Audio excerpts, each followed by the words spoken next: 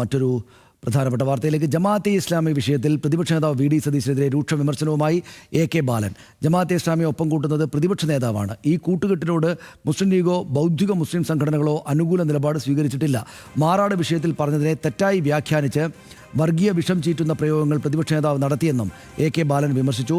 ദേശാഭിമാനി ദിനപത്രത്തിലെ ലേഖനത്തിലാണ് ബാലൻ്റെ ഈ വിമർശനം. വിശദാംശങ്ങളുമായി സച്ചിൻ ചേരുന്നു. സച്ചിൻ, എന്താണ് AK ബാലൻ അതിനകത്ത് പറയുന്ന മറ്റു കാര്യങ്ങൾ?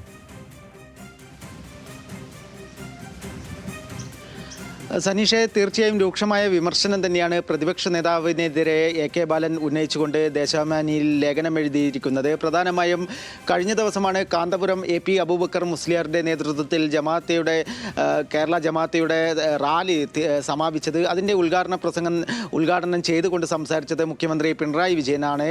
അതിൽ മുഖ്യമന്ത്രി കൃത്യമായ രീതിയിൽ എന്താണ് സംസ്ഥാനത്ത് ഈ 10 വർഷക്കാലം വർഗീയ ശക്തികൾക്കെതിരെ നടന്നിട്ടുള്ളത് തുടങ്ങിയ കാര്യങ്ങളെല്ലാം പ്രതിപാദിച്ചിട്ടുണ്ട്. 10 വർഷക്കാലം LDF സർക്കാർ ഭരിച്ചതുകൊണ്ട് ഒരു വർഗീയ ശക്തിയും തലപൊക്കിയില്ല എന്നായിരുന്നു മുഖ്യമന്ത്രി പറഞ്ഞിരുന്നത്. ഇത് തന്നെയാണ് AK ബാലൻ ഉദ്ധരിച്ചുകൊണ്ട് ഈ ലേഖനം ആരംഭിക്കുന്നത്. എന്നാൽ പോലും അതിൽ ആ യോഗത്തിൽ അഭിസംബോധന ചെയ്തുകൊണ്ട് സംസാരിച്ച പ്രതിപക്ഷ നേതാവ് VD സതീശൻ വലിയ രീതിയിൽ മുഖ്യമന്ത്രിയെ RSSകാരനായി ചിത്രീകരിക്കുന്ന രീതിയിലുള്ള പ്രസംഗമാണ് നടത്തിയിട്ടുള്ളത് എന്നാണ് AK ബാലൻ പറയുന്നത്. മാത്രമല്ല, വർഗീയ ശക്തികൾക്ക് കുടപിടിക്കുന്ന ആളാണ് മുഖ്യമന്ത്രി എന്ന രൂപത്തിലുള്ള പ്രസ്താവനകൾ VD സതീശൻ്റെ ഭാഗത്തു നിന്നും ഉണ്ടായി എന്നും AK ബാലൻ പറയുന്നു.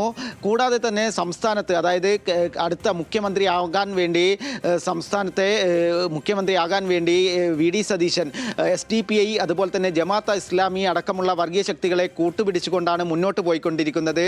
തനിക്കെതിരെ പ്രസ്താവന നടത്തുന്നവർക്കെതിരെയോ അല്ലെ തനിക്കെതിരെ പ്രതികരിക്കുന്നതും കോൺഗ്രസിലെ നേതാക്കളെയെല്ലാം മൂലക്കിരുത്തിയിരിക്കുകയാണ് എന്നും AK ബാലൻ പറയുന്നുണ്ട്. പ്രധാനമായും മുൻ മുഖ്യമന്ത്രി ഉമ്മൻചാണ്ടിയെ വലിയ രീതിയിൽ അഴിമതി ആരോപണങ്ങളും അതേപോലെ തന്നെ മറ്റ് കാര്യങ്ങളെല്ലാം കൊണ്ടുവന്നുകൊണ്ട് VD സതീശൻ അപമാനിച്ചിരുന്നു.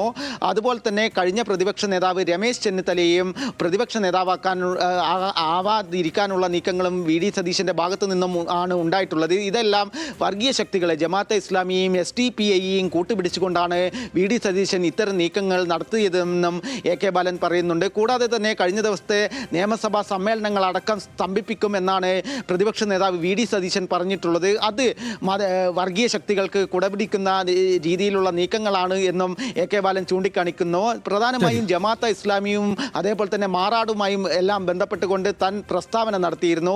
ഈ പ്രസ്താവനകളെല്ലാം വളച്ചൊടിച്ചത് പ്രതിപക്ഷ നേതാവ് VD സതീശനാണ് എന്ന കാര്യം AK ബാലൻ വ്യക്തമാക്കുന്നുണ്ട്. ഇത് കൂടാതെ തന്നെ ജമാഅത്തെ ഇസ്ലാമി ഒരു ഇന്ത്യയുടെ ഭരണഘടനയോ അല്ലെങ്കിൽ മതേതരത്വത്തെയോ അംഗീകരിക്കുന്നുണ്ടോ എന്ന ചോദ്യവും AK ബാലൻ ചോദിക്കുന്നുണ്ട്. നന്ദി സച്ചിൻ, വിവരങ്ങൾക്ക്.